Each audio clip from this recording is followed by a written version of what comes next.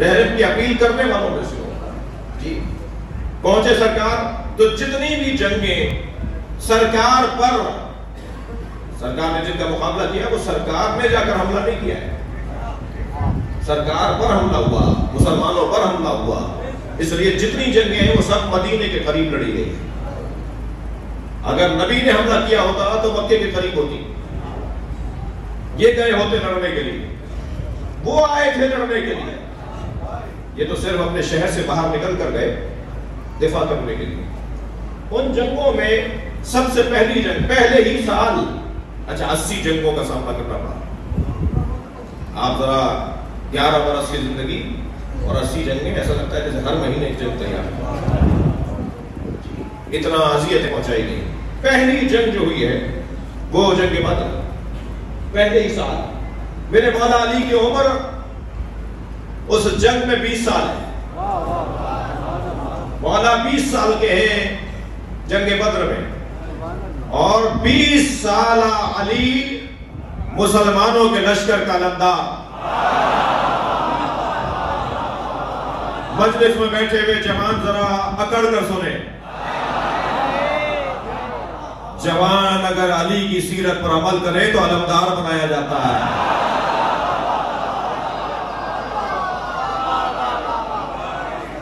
نہ یونیورسٹیاں جوانوں کے بغیر چل سکتی ہیں، نہ اسکولوں میں جوان کے بغیر تصور تعلیم ہے، اور نہ ہی مملکت بغیر جوانوں کی صلاحیتوں کے چل سکتا ہے، اور نہ ہی نمازوں میں مزہ بغیر جوانی کے ہے،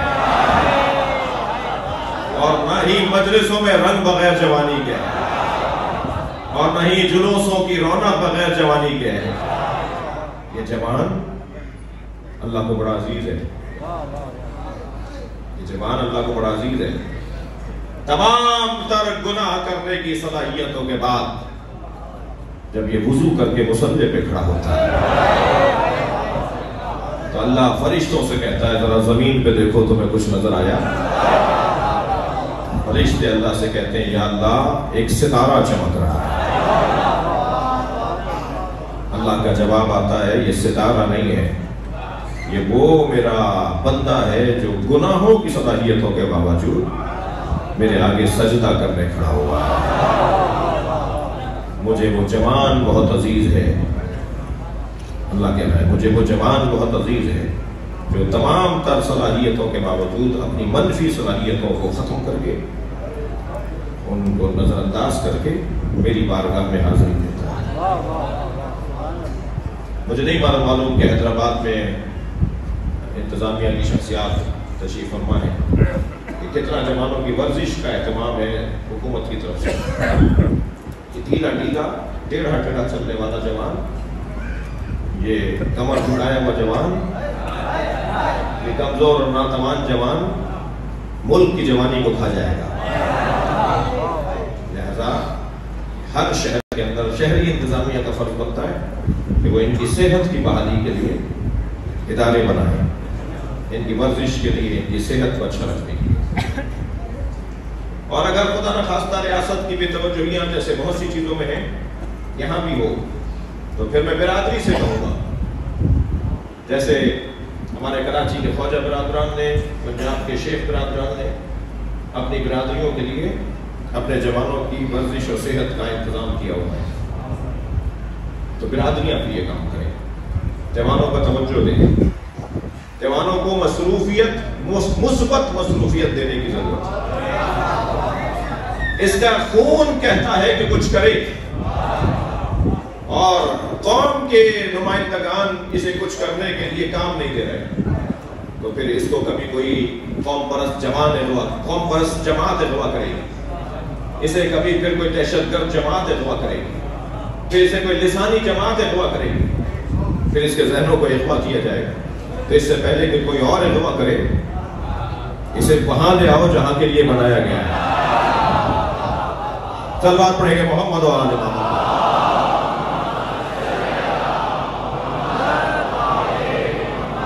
20 سال کے ہیں مولا علی، جنگ بدر میں علی علمدار لشکر اسلام۔ ادھر سے پوچھا جانا تھا کہ مسلمانوں کی طرف سے علمدار اور پرچمدار کون ہے؟ سالار جنگ کون ہے مسلمانوں کی طرف سے؟ تو کسی نے آواز دے کر کہا علی ہے. تو آواز آئی علی تو ابھی جوان ہے، پوری طرح داڑھی بھی نہیں اتری. تو میرے مولا جب میدان میں اترے تو میرے مولا نے تلوار نکال کے پہلا جملہ یہ کہا،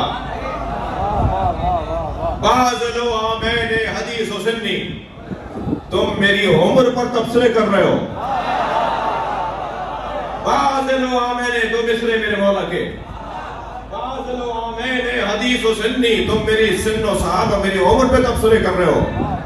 اللہ اکبر. وَلِمِثْلِ هَذَا وَلَدَتْنِي أُمِّي، میری ماں نے اسی دن کے لیے تو جنا تھا. صلوات پڑھیں گے محمد و آل محمد.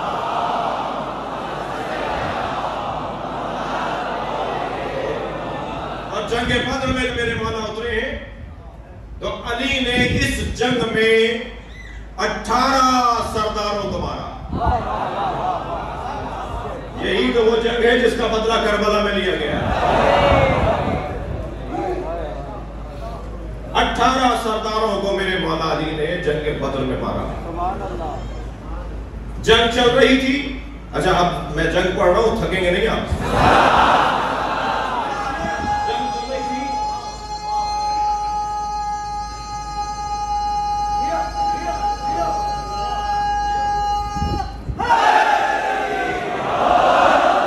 ایک مرتبہ خبر آئی کہ بدر میں مشرکین مکہ ایک کرائے کا قاتل لائے. میں تو ایسے ہی مجلس پڑھتا ہوں. مولانا کرائے کے قاتل کی اصطلاح تو آج کی ہے، اور وہ بھی پاکستان میں ہی سنی ہے. تو یہ آپ وہاں کہاں لے گئے اس اصطلاح کو؟ جنگ بدر میں کرائے کا قاتل، کیا مطلب ہے اس کا؟ بھائی یہ اصطلاح اس زمانے میں نہیں تھی، مگر انسان تو اسی مزاج کا ہے. انسان تو نہیں بدلتا، اصطلاحیں بدلتے ہیں، جملے بدلتے ہیں، طریقے بدلتے ہیں، مگر انسان نہیں بدلتا. تو جیسے آج کے رائے کے قاتلوں کو سے پتہ ہی نہیں ہوتا، اسی ایک ہی بندوق سے وہ شیعہ کو بھی مار کے آتا ہے، اسی سے وہ سنی کو بھی مار کے آتا ہے. بعد میں پوچھا جاتا ہے تم نے کس کو مارا تھا؟ مجھے اس سے غرض نہیں، مجھے کہا تھا 50,000 روپے دیں گے، یہ تصویر ہے، یہ آدمی ہے، یہاں رہتا ہے، اسے مار دو. اور میں مار کر آ گیا. اور بھائی تمہارا عزیز تھا، تمہارا رشتہ تھا، تم بھی تو کسی مقصد مکتب مسلک کے ہو گئے. تو کتنے ہی لوگ اس ملک کے ایسے پکڑے گئے کہ جو اپنے ہی مکتب اور مسلک کے لوگوں کو مار کر آئے. اور یاد رکھیے ظالم کا کوئی مسلک نہیں ہوتا، ظالم کا کوئی مذہب نہیں ہوتا. ظالم ظالم ہوتا ہے جو پیسے کی خاطر کسی کی جان لے لے. وہ آدمی نہیں ہے، وہ انسان نہیں ہے، وہ جانور ہے. بلکہ قرآن کہہ رہا ہے یہ جانور سے بھی مستر ہے. بچ کے رہیے، ہوشیار رہیے، متوجہ رہیے. یہ کرائے کے قاتل اس جنگ میں بھی نوفل بن خویلہ نامی ایک پہلوان، ایک تلوار باز، ایک نیزہ باز، ایک تیر انداز، اور اتنا داؤ پیچ جاننے والا خطرناک جنگجو تھا کہ وہ ایک وار سے گھوڑے کی چاروں ٹانگیں کاٹ دیتا تھا، وہ ایک وار سے 3 آدمیوں کے گلے اتار دیتا تھا. عجیب انداز تھا اس کے لڑنے کا. اسے پیسے دے کر کے اتنے پیسے ملیں گے ہمارے ساتھ چلو. سرکار کو معلوم ہوا کہ یہ نوفل بن خویلہ کو ملائے. تو حضرت نے ایک مرتبہ اپنے دونوں ہاتھوں کو اٹھا کر کہا اللہم اکفنی نوفلا، یا اللہ ہمیں نوفل سے محفوظ رکھ، میری امت کو، میرے لوگوں کو، میرے مجاہدوں کو نوفل سے محفوظ رکھ. میرے مولا نبی نے یہ کہہ دیا. جنگ چل رہی تھی. جنگ چلتے ہوئے کچھ دیر گزری کہ سرکار نے ایک مرتبہ مشرکین کے لشکر کو دیکھتے ہوئے کسی کو تلاش کرنا چاہا. تو کچھ فاصلے سے مولا علی کی آواز آئی، یا رسول اللہ کچھ دیکھ رہے ہیں؟ تو حضرت نے فرمایا من لہو علم بنوفلا، کسی کو نوفل کی خبر ہے؟ تو مولا نے وہیں سے آواز دے کر کہا یا رسول اللہ میں نے اسی وقت مار دیا تھا.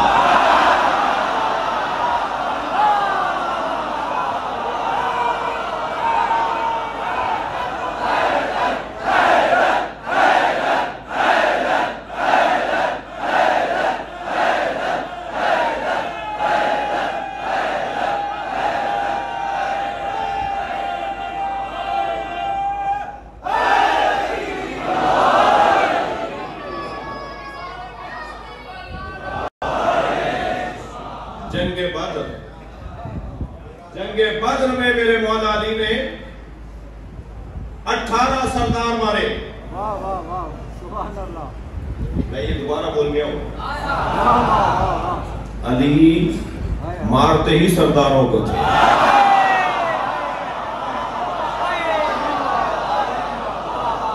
وہ جو سرداروں کے قبیلے کے بیچارے مجبور لوگ آئے ہیں انہیں کیوں مارو؟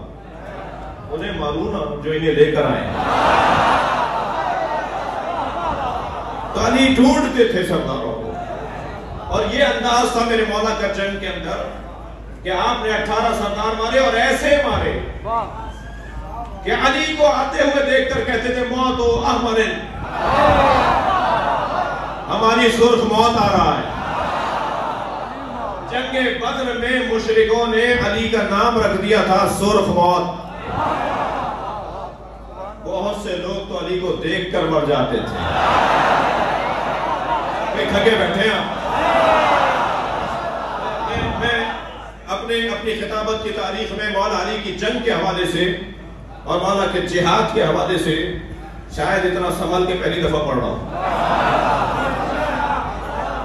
اور مجھے معاف کر دیجئے گا اگر آج دیر ہو جائے تو.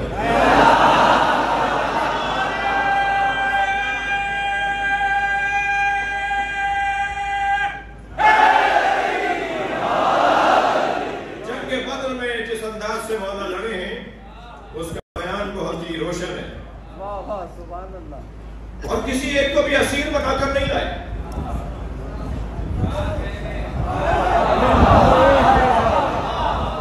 بھئی علی کا جہاد سن رہے ہیں آپ. بہت سارے اور مجاہد جو مولا کے ساتھ بدر میں لڑ رہے تھے وہ 4 کو مار کر آئے، 1 کو پکڑ کر لائے.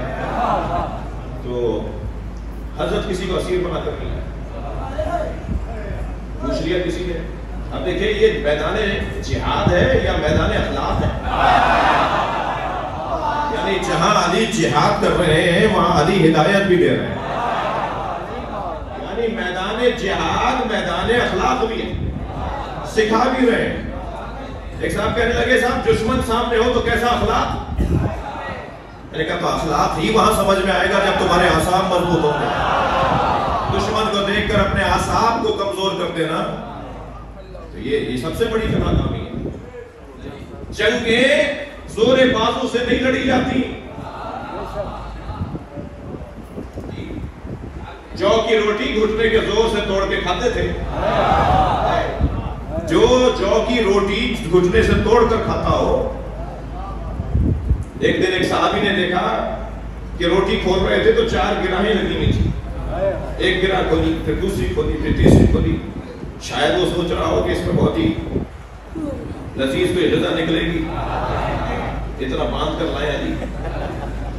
اور جب چوتھی گراہ کھولی تو سود کی روٹی. اس نے کہا یا علی اس کو اتنی گراہیں لگانے کی ضرورت کیا تھی؟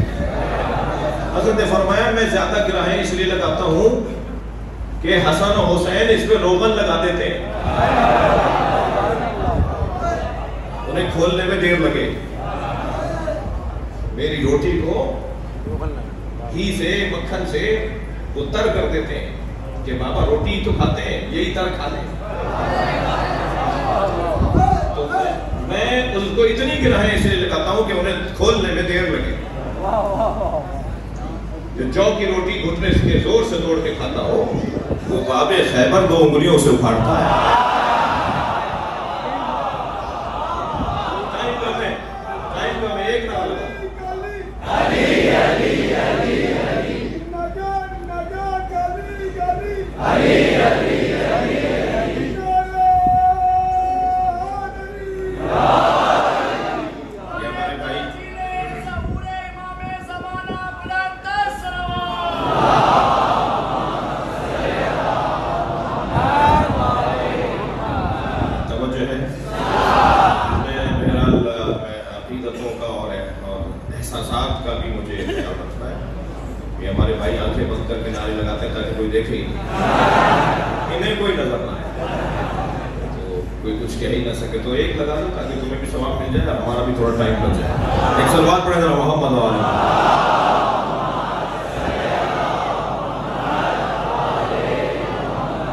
آگے بڑھے.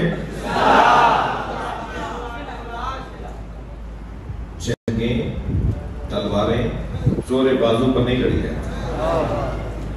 تلواروں کا استعمال اعصاب کی بنیاد پر ہوتا ہے. اگر کسی کے اعصاب کمزور ہوں وہ تلوار اٹھائے گا کسی اور پر، لگے گی خود کو.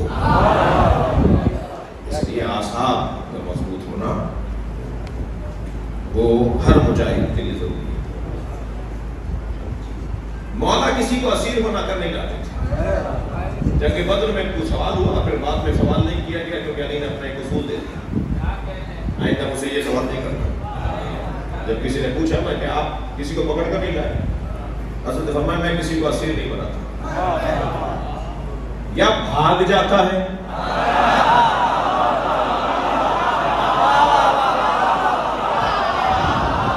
اور علی کی کرامت کا حصہ تھا کہ بھاگنے والے کو موقع دے دیتے. اس لیے کہ جو بھاگ رہا ہے، جملہ سنیں گے، یہ ساری سوچ کر تیاری کر کے جملے عرض کر رہا ہوں آپ سے. اس لیے کہ جو بھاگ رہا ہوتا ہے اس سے زیادہ مجبور کوئی نہیں ہوتا، اور علی کا کام نہیں ہے مجبور پہ ہاتھ اٹھانا.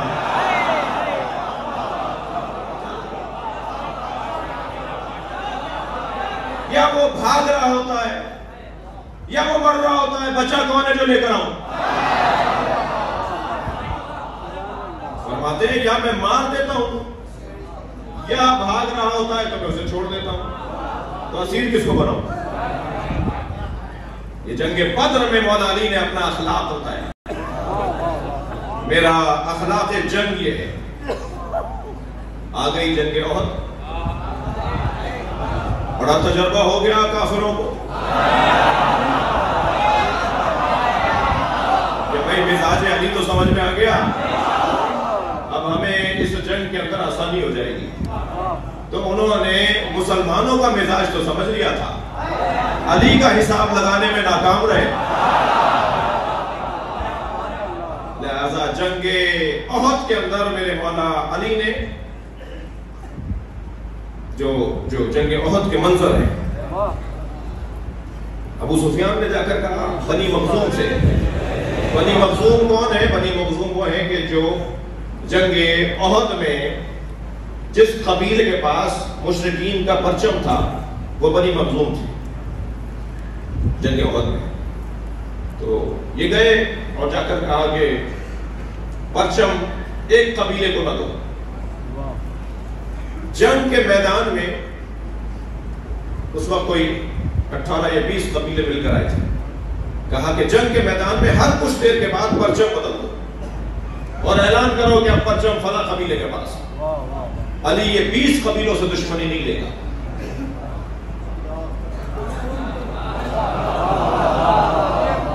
سیاست تو تھی، یہ 20 قبیلوں میں پرچم تقسیم کرتے رہو تاکہ علی کس قبیلے سے دشمنی لے گا. اگرچہ پتہ نہیں ہے کہ علی کہتے کسے ہیں. علی ساری دنیا سے دشمنی لے سکتا ہے اللہ کی خاطر، مزاج ہی کچھ اور ہے. لیکن ہے کہ یہ پرچم بدلتے رہو. انہوں نے کہا نہیں، ہم اپنے پاس اتنا بڑا ہمیں اعزاز ملا ہے، ہمارے لوگ زیادہ ہیں، ہمارے قابل لوگ زیادہ ہیں، ہمارے جنگجو زیادہ ہیں، ہمارے تلوار باز زیادہ ہیں، تو ہم کسی اور قبیلے کو کیوں پرچم دے دیں، ہم ہی رکھیں گے. اس وجہ سے ان کا نقصان یہ ہوا کہ مولا نے ان کے 13 پرچمدار مار دیے. وہ ایک مرتا تھا دوسرے کو دیتے تھے، علی اسے مارتے تھے. کسی نے پوچھا کہ احد میں آپ میدان میں برق کی مانند کبھی کہیں نظر آتے تھے کبھی کہیں نظر آتے، تو اس کا سبب کیا تھا؟ حضرت فرمانے لگے کہ میں احد میں پرچمداروں کو ڈھونڈتا تھا، پرچم گر جائے گا تو جنگ ٹھنڈی پڑ جائے گی.